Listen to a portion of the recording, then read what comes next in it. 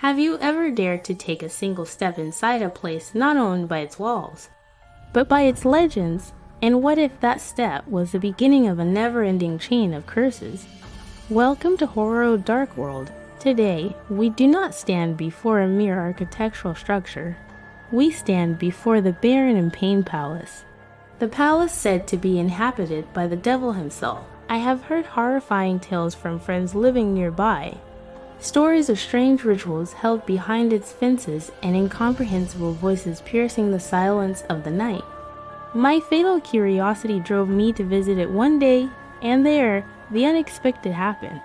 Why did Baron Empain choose Egypt, specifically in the 19th century, to build his marvel that rotates with the sun? Was Egypt merely a home for his palace, or was it a bottomless well of secrets throughout the ages? Prepare yourselves, because today we will dig into untold stories, and we will unveil what happens when the scent of history blends with the smell of death and mystery. Are you ready to face the unexpected? A majestic palace, wrapped in a silence so strange it makes you feel like the walls are watching you. It wasn't for nothing that Egyptians called it the House of Ghosts. Behind those ancient windows, tales are woven that no one dares to deny. They say nights there never pass in peace. Muffled screams in unintelligible languages echo in the corners. Furniture moves on its own, as if invisible hands are arranging the place, and fires break out suddenly only to be extinguished with an eerie coldness without human intervention. As if the palace breathes terror in the darkness, only to return to its mysterious silence with the first ray of sun. In the late 19th century, while the world was preoccupied with the roar of machines, and the opening of the Suez Canal as the world's most important trade artery, a massive ship docked on the shores of Egypt. It didn't carry ordinary goods. It carried a man who would change the face of Cairo's desert forever. The Belgian millionaire, Edward Empain, the genius engineer who tamed iron and steel in Europe, earning him the title of Baron from the King of France in recognition of his creation of the Paris Metro. But what brought this billionaire from the bustle of Europe to the silence of the Egyptian Sahara Desert? Was he seeking investment, or was he chasing a secret he dared not reveal to anyone? The Baron's relationship with Egypt was not just a passing admiration. It turned into an obsession that inhabited his soul. The moment his feet touched the sands of Cairo, he felt a strange sense of belonging, as if this land was calling out to him from ancient times. Empain made a decision that shocked everyone. I will spend the rest of my life here, and in this land, my body shall be buried. He even wrote chilling words in his will: if my soul leaves my body while I am at the ends of the earth, return me to the soil of Egypt. I want no other homeland. But was this love pure, or did the Baron find in Egypt the perfect gateway to practice his rituals and legends brought from the East? The moment I crossed the palace threshold, time was no longer time. I felt its walls whispering and a sudden chill pulling me from our present year into the depths of the past century, as if I were no longer a visitor, but an eyewitness to every scream that ever echoed here. Today, I will take you with me on a journey through 5 cursed rooms. We won't just explore their walls. We will see, through documents and real photos, exactly what happened inside. We will break into the pink room, where the scent of death lingers, and descend into the basement crypt that connects the palace to the church in terrifying secrecy. We will stand before the elevator that witnessed a tragic end beyond belief. And we won't stop at the walls. We will dig into 4 mysterious cases that shook public opinion. From the sudden deaths of the Baron's family, at the dawn of the 20th century, with the completion of this legendary edifice, the Baron did not inhabit his palace alone. Edward Empain moved here with his family, transforming the palace from an architectural masterpiece into a stage for mysterious events that haunted his closest kin. The Baron had a wife, 2 sons, and a daughter named Miriam. But the real secret behind his obsession with Egypt wasn't just investment. It is said that he fell in love with a mesmerizing Egyptian woman who was the primary motivation for his fateful decision to stay. His love for her was the fuel that led him to build this monument as a witness to an impossible romance. Yet, It seems this love carried an omen of doom. Imagine those opulent corridors bustling with the life of the Baron's family. His wife trying to adapt to her husband's strange rituals, and his children growing up in the shadows of statues of elephants and demons.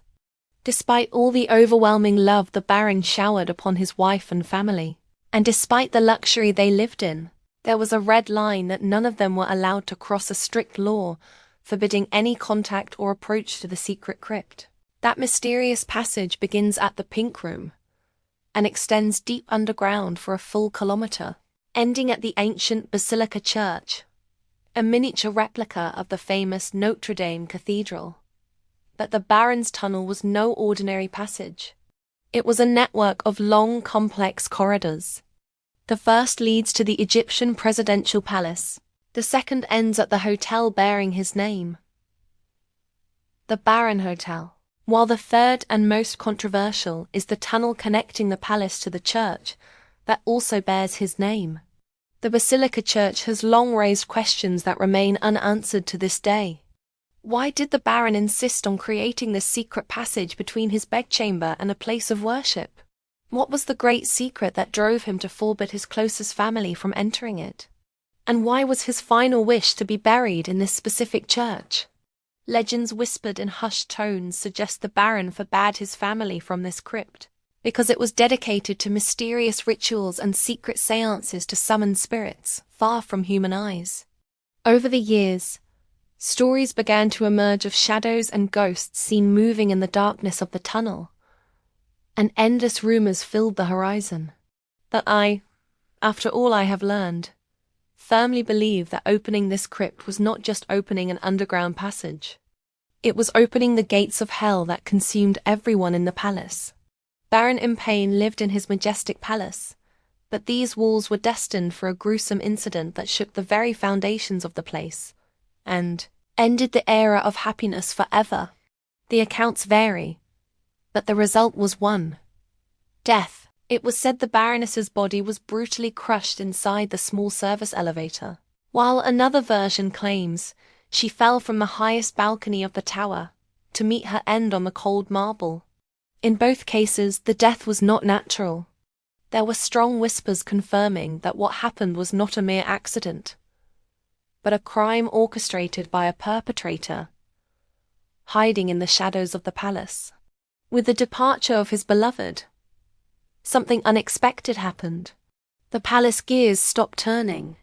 That legendary tower, designed by the Baron to rotate with the sun, suddenly stopped as if declaring a state of mourning. The Baron had built that tower specifically for his wife, a living proof that his love for her would never fade, just as the sun would never fade from the rooms of this place. With the Baroness's passing, the light in Empain's heart went out, and the tower ceased its pursuit of the sun, replaced by an eerie silence, as if the palace itself realized the sun of love had truly set, leaving nothing on the horizon but the shadows of death and questions that find no answer. The incident of the Baroness's death was not merely a passing tragedy. It was the spark that consumed the soul of her youngest daughter, Anne. That child, who was not yet 8 years old when she witnessed the gruesome scene, entered a tunnel of psychological turmoil that the palace doctor could not heal, and even attempts to change her room failed to calm her terror. As the years passed, while the Baron was immersed in developing Heliopolis with the help of the wealthy French Duke Maripia, 17-year-old Anne was falling into the trap of her friend Sylvia, the Duke's daughter. Sylvia was no ordinary friend. She was a gateway to darkness. She gained total control over Anne and gifted her that silvered paper with the inverted cross to hang in her pink room in the west of the palace.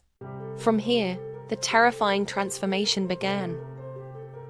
Hysterical laughter in the dead of night, strange scents of incense, and secret trips to the dark crypt with Sylvia's group. There, amidst mournful chants, Anne would collapse, reliving her mother's death, while the others performed suspicious rituals. It is said that hidden forces chose this palace specifically because its walls are hexagonal, fulfilling the demon doctrine, requirement of the 6 directions.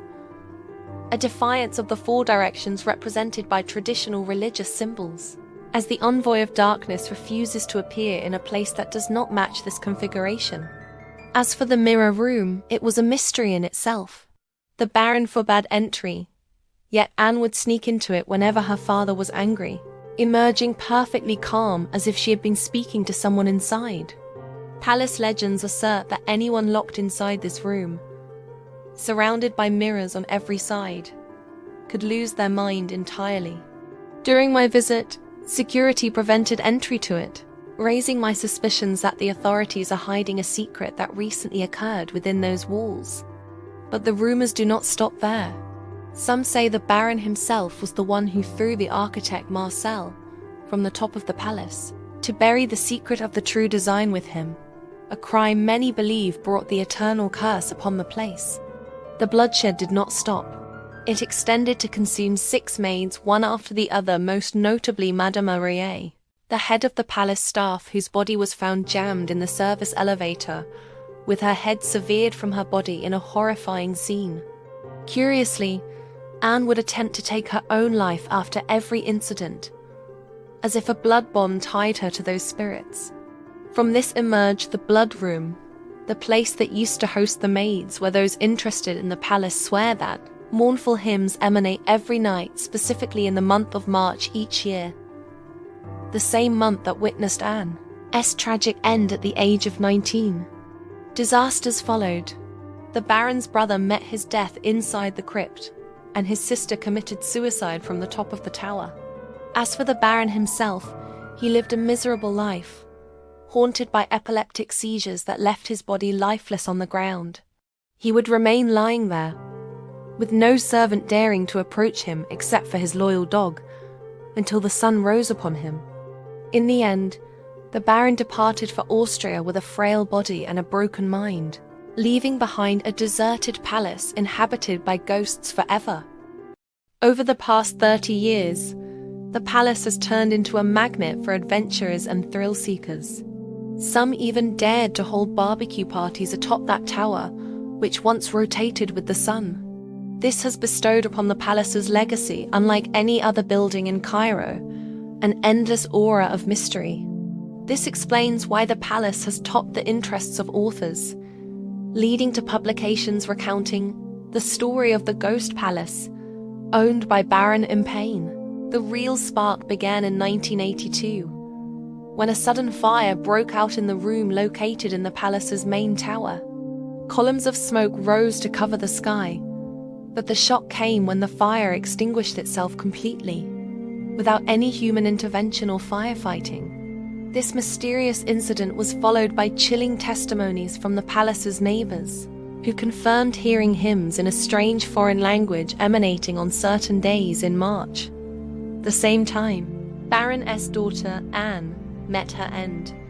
Occasionally, the silence of the night is pierced by the sound of screaming and violent quarreling, which some interpret as an eternal struggle between the soul of the Baron and his sister, Helena. Here, there was no longer room for doubt, and the stories of ghosts inhabiting these walls were validated after everyone failed to find a logical explanation for what those around the palace were seeing and hearing. At midnight, and before the streetlights are turned off, the neighborhood residents notice a terrifying recurring scene. The palace lights in the backyard suddenly turn off in a suspicious, automated manner. This coincides with clear sounds of furniture being moved and dragged between different rooms, as if someone is refurnishing the place in the dark. These accounts were not mere fantasies. They were strongly corroborated by the neighbors and those living near the palace. Even the doorman of one of the buildings facing the palace strictly asserts that the ghosts only exert their control at night, and they grant no human being the chance to be present or remain within their forbidden kingdom after sunset. Have you ever heard of the Baron Palace in Cairo? This magnificent Indian-inspired mansion stands out in the middle of the desert, looking like something straight out of a fairy tale. But behind its beautiful walls lies a story that's far from a fairy tale. For years, the palace was abandoned, falling into disrepair. And that's when the whispers started. Locals would talk about strange lights and spooky sounds coming from inside at night. The story took a wild turn in the late 1990s. One night, police raided the palace and found a group of young people inside. Newspapers went crazy, claiming they were satanic worshippers performing dark rituals. The media painted a picture of wild parties, heavy metal music, and forbidden ceremonies happening within the crumbling halls. This created a huge scandal, and the palace's creepy reputation grew even bigger. But what was really going on? The truth was a bit less sensational. The young people arrested were mostly just teenagers and artists who were fascinated by the palace-esque gothic vibe. They were fans of heavy metal music, dressed in black, and used the atmospheric, abandoned palace as a unique place to hang out and listen to music. There was no real evidence of any actual satanic worship. It was more of a cultural misunderstanding, fueled by media hype and fear of the unknown.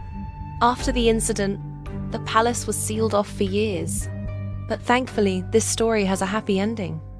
The Egyptian government stepped in and beautifully restored the barren palace to its former glory. Today, it's a museum open to everyone. You can walk through its stunning rooms and gardens, and instead of spooky legends, you'll find a rich history of art, architecture, and the incredible man who built it. The palace is no longer a symbol of scary rumors, but a celebration of culture and history. Don't forget to like and subscribe to the Horror Dark World channel to receive all the latest and most thrilling stories of horror and mystery. Let's continue. Some thought the palace had finally settled and become nothing more than a silent tourist attraction. But reality had another opinion.